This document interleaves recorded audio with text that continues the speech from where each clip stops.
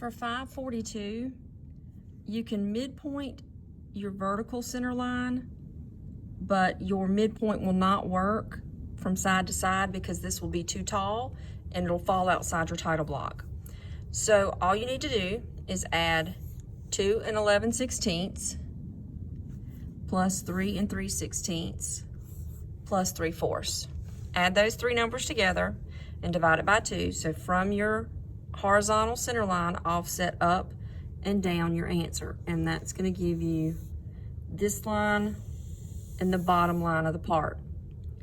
Offset up your 2 11/16, offset up your 3 3/16, and that's going to give you your center lines. Make sure you erase that horizontal center line before you start your offsets.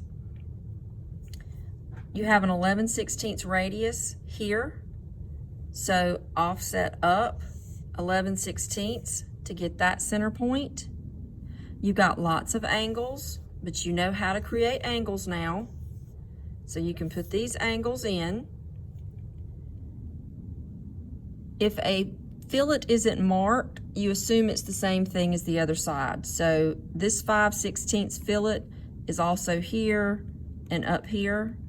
This one is a 3/8 fillet. That one is a 3/8 fillet. Now, this part, the center line for the circles and the outside edge of the part are not the same thing. The center line is a 2 3/8 radius circle. The outside edge of the part, draw the 4 1/8 circle and then offset out 3/8, and that's going to be the outside edge. Make sure you pay attention to your measurements, pay attention to your offsets. No dimensions on this one. It's just too big to dimension. It really fills up the title block, so we're just going to leave the dimensions off. But you double check your dimensions to make sure that you have everything where it needs to be.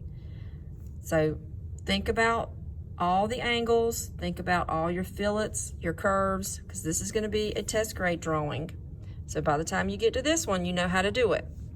Take your time, think about everything you need to do to center it in your title block and to offset the correct distances.